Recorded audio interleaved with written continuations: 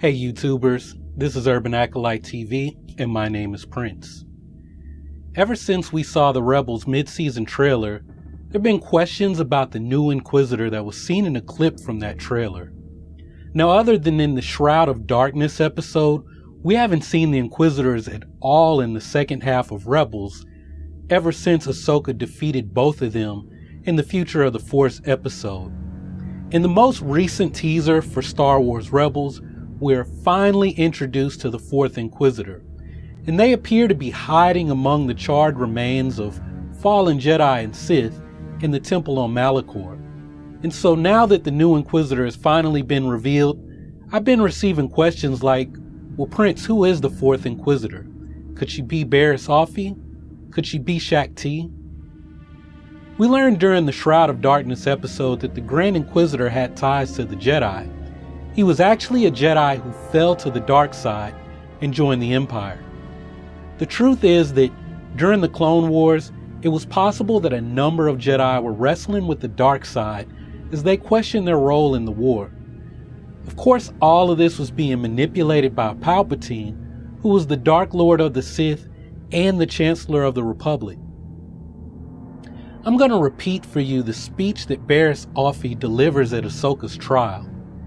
She says, "I've come to realize what many people of the Republic have come to realize, that the Jedi are the ones responsible for this war, that we've lost our way, that we've become villains in this conflict, that we are the ones who should be put on trial, all of us.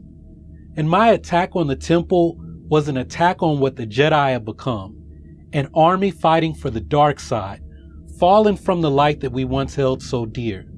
This republic is failing. It's only a matter of time." As it turns out, the Grand Inquisitor was one of the Jedi Temple guards escorting Bariss, and it's likely that her speech caused him to question what and who he was serving. Could the Jedi Order have fallen from the light?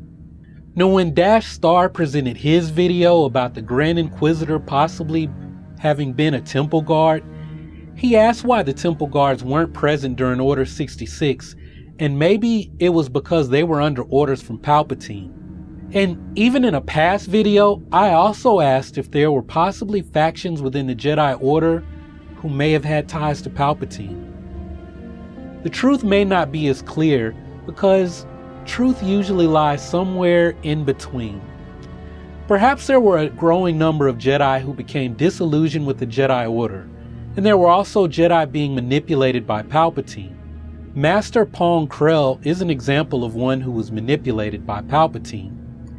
And Palpatine gave him just enough of a leash so that he would eventually hang himself. And he did. Dave Filoni took up this question about Jedi deflecting in an interview from 2014. In it, Dave says that there were Jedi who survived Order 66, and Jedi Master Luminara Unduli's corpse was used to lure Kanan into the hands of the Empire. In that particular episode, Kanan was shown a hologram of her actual execution just before he has his first encounter with the Grand Inquisitor.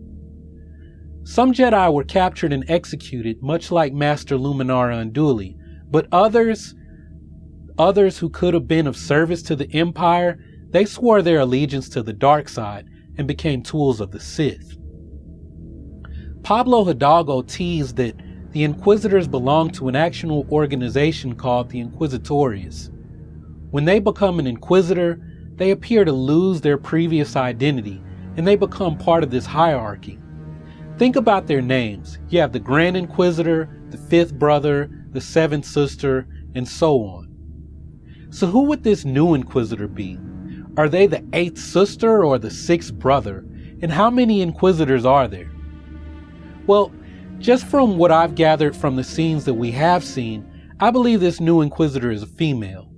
I have no idea what her species might be. She appears to be some kind of an alien similar to Yoda's species, but a lot taller.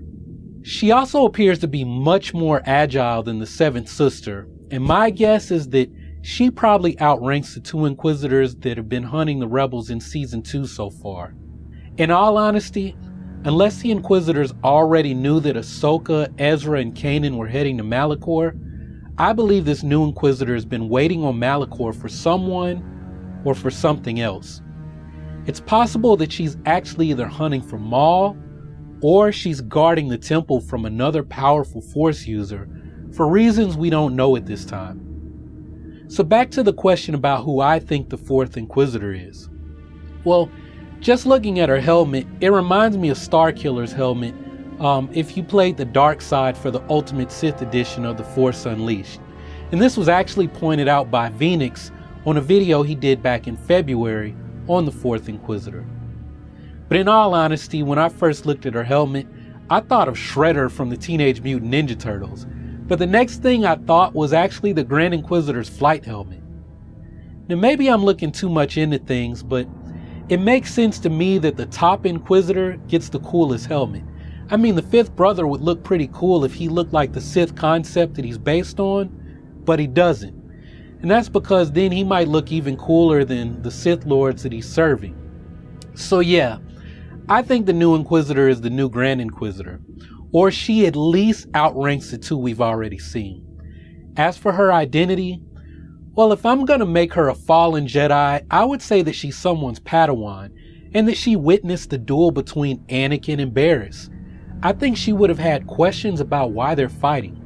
So when Order 66 goes down and she survives, maybe she's at the temple when Anakin and the 501st Legion are wrecking shop.